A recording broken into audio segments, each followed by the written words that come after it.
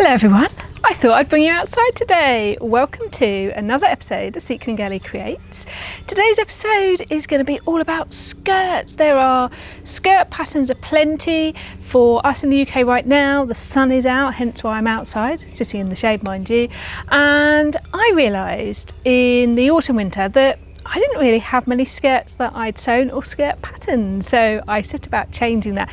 So if you'd like to know how to make this skirt, or you'd like to know suggested skirt patterns or my thoughts on skirts, then this is the episode for you. So I have promised for some time that I would do a how-to make of my self-drafted skirt, but I thought I'll go a bit beyond that. So I've got my glasses, I've got my clipboard, and we're really going to talk all things skirts, but mostly, excuse the squeaky chair, focus on the how to make the self-drafted panel skirt and include tips on how to make it with its own gores. I love that word. So let's start first of all with a couple of great skirt patterns that I like.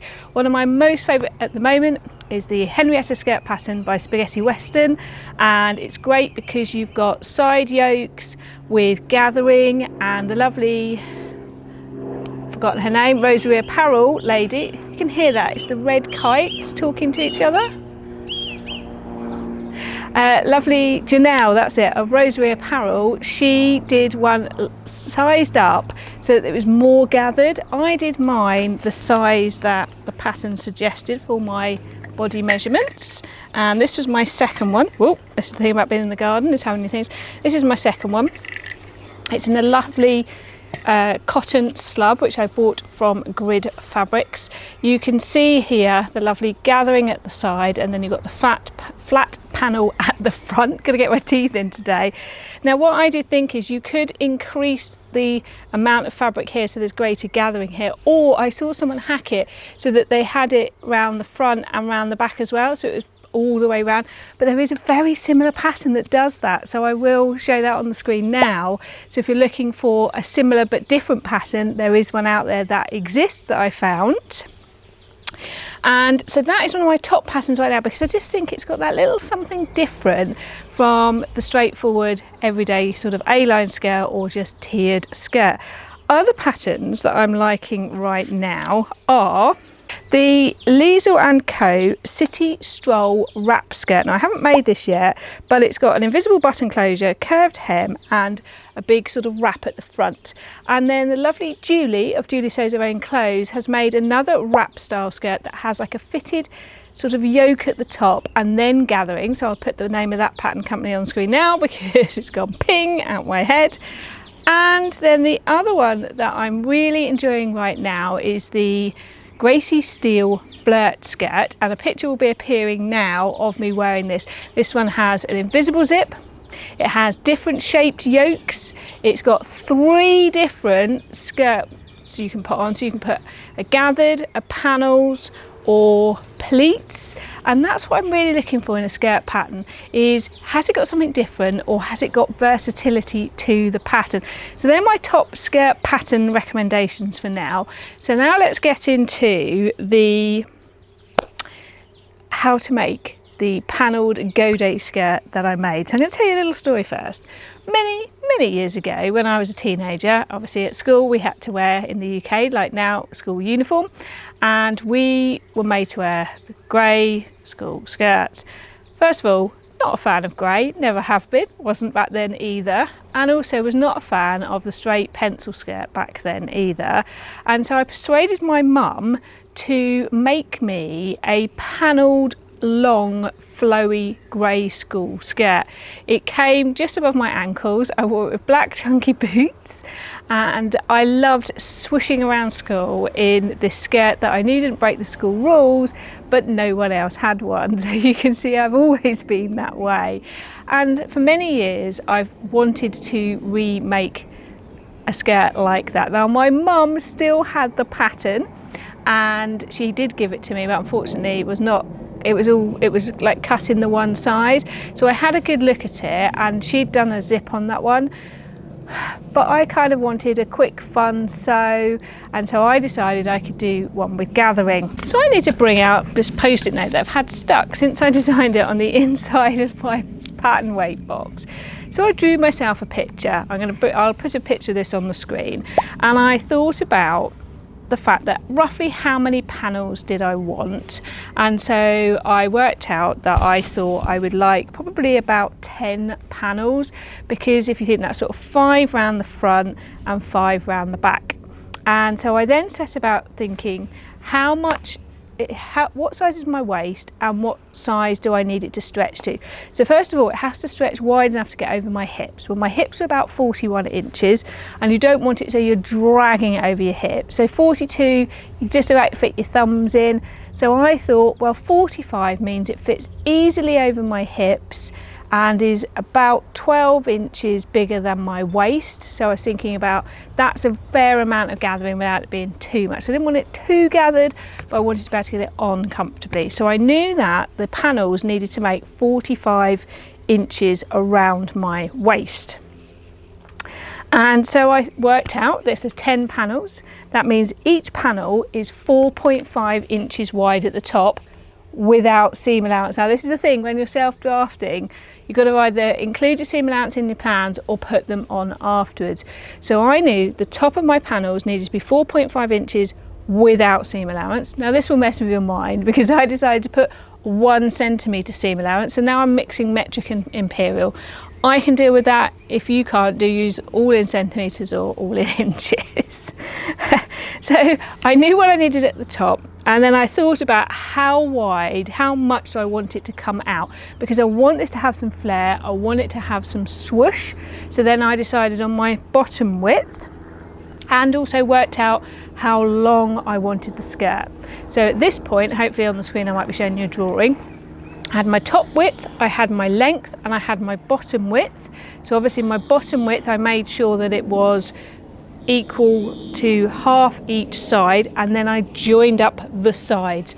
I have a giant roll of brown wrapping paper that we wrap all our presents, whether it's birthday, Christmas, anniversary, whatever in. So rolled that out, got the big ruler out, and drew that piece onto the paper. I then remembered I needed to go round the 2 sides and the top and the bottom if I'm going to hem it, unless I included that length in it, and draw my seam allowance round. Now because it's all straight lines, I could just add 1 centimetre and draw that round. And I actually even wrote in my picture, need to add seam allowance. So then I knew that that's 1 piece, so I cut that out of my wrapping paper. That was my pattern piece that I could then cut 10 panels out from to make the skirt. So I set about cutting them out, making 10 panel pieces and stitching those together. At this point I hadn't created a waistband because I wanted to sort of stitch it together and test the theory first. So I did that while I was away on the sewing retreat. We went on for a week, so pulled it on once I stitched it together and realised that was perfect. And so I decided I didn't want an integrated waistband, I wanted a stitched on waistband. So I checked the distance around, because I knew it was supposed to be 45, but you gotta check these things. So I checked the distance around, so I drew myself a rectangle that was half the distance of my waistband, so I could cut it on the fold, adding again 2 centimetres to join the pieces together, because you need 1 centimetre seam allowance on each side, remember. So when you're doing the waistband, you need 1 centimetre on the left hand and 1 centimetre on the right hand side for when you join it together. And of course you want it double the width, the height of the waistband, plus again your seam allowance. So I worked out what height elastic I wanted, doubled that up and added seam allowance on. So you could use a waistband of a pattern of a trouser or a skirt that you've got that you already like, but you're basically creating a rectangle the same length as the circumference of the skirt, plus the bits to join it, and plus obviously if you fold it inside. If you're making an integrated waistband like the Henrietta skirt, this skirt you're just folding inside from the top, and there's trouser patterns that do that. Then obviously you just need to add the height on the top, but I like a separate waistband. I try to work out why I do. I think it's just a bit more defining, and I like that it defines where my waist is, and so I created a waistband and did it in the usual manner where I left the gap to thread the elastic through. So when you do that, you will then come up with a skirt like this. So you can see here I've got my waistband on the inside and you can see the panels. Now I finished the joins. You can either finish the joins with overlocking or overlock each edge first, like I've done on this one, before you stitch them together, or finish them in whatever way you want. You could French seam them, it's up to you, but it's a lot of pieces to do. Now if you're going to make them and you don't have the same waist as me, so my waist is like 31, 32 inches depending on what I've eaten, you could just increase the number of panels or decrease to get to your waist size, or you could change the size of your panels, and there's lots of versatility there around how you make it work for you. So you could just have more of them, or you could have larger panels or smaller panels. I used approximately 2 meters of fabric for this. It's a tight squeeze.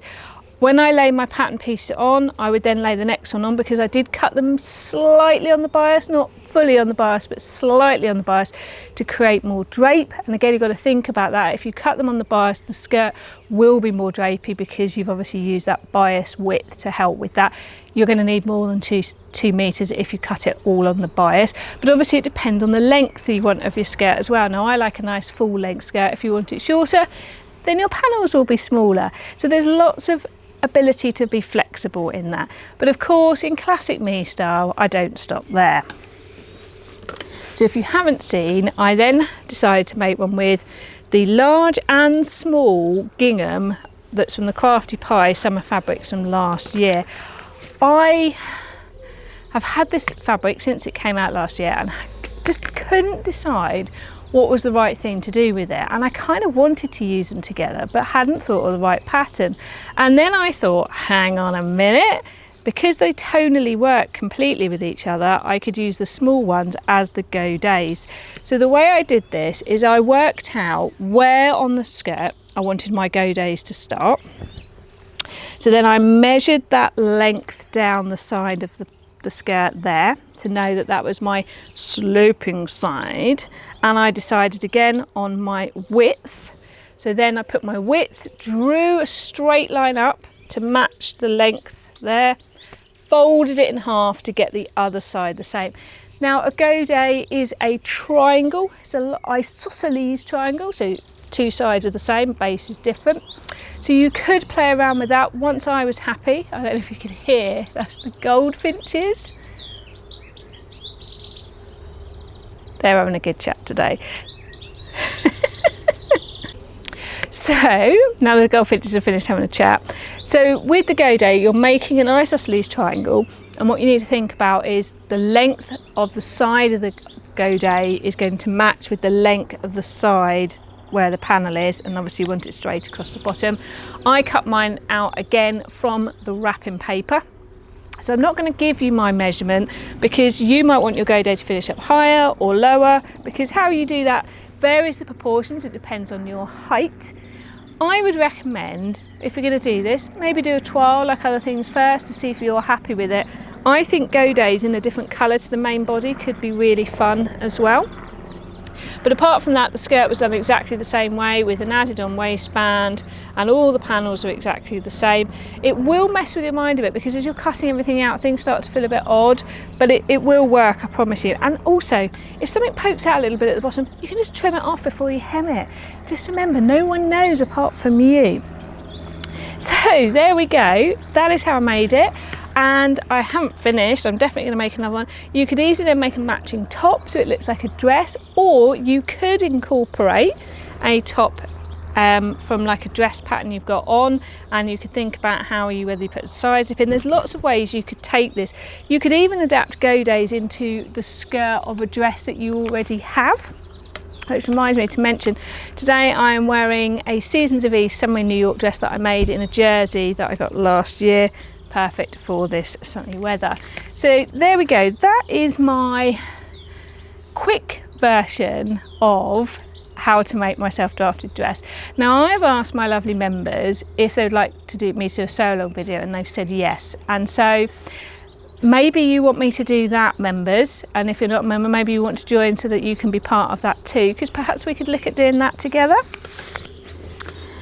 I just want to share I just want to share with you all one little secret to skirt wearing. Now, I am someone who, whilst I love a skirt and I feel swish in a skirt, I realised I'd stopped wearing them because actually in the hot weather, so I was looking at what Jackdaw on the roof had, that in the hot weather I can get a bit uncomfortable on my thighs. I have tried like the anti-chafe cream, but just don't love how it feels. I have mentioned these before, but will mention again that Snag Tights do these. They are thin like tights, they're not cycle shorts, because cycle shorts are quite a thick fabric and these have a gusset, and they do them in lots of different colours, so you can see they're quite thin. I've got them in like a neutral colour, and I just love wearing these when I've got a dress or skirt on those hot days, because it just gives me that comfort when I'm walking. So if you're somebody like me who's like, I'm not sure about wearing a skirt, because these are brilliant. They're just nice and thin. As I said, there are other brands out there, but a lot of them are a lot thicker. But I did also find in Marks and Spencer's, now they do like slips, they do like a full slip, which is like a dress, and they do a skirt slip. Now I'm not a big fan of a skirt slip because my thighs still touching, but they've now come up with a culotte slip. I'll put a picture of it in here. So again, if you want to be able to wear a skirt and you just want that comfort underneath and you need a bit of something like I do, they were spot on. So two skirt wearing tips. So I really hope you have found that sort of little whirlwind tour, as I say, of skirts I'm into, how I made my own self drafted skirt tour. Now what's going to happen here is, for those of you who are my regular viewers, my wonderful regular viewers, the episode is going to finish here, but I'm going to do a bonus section for my members.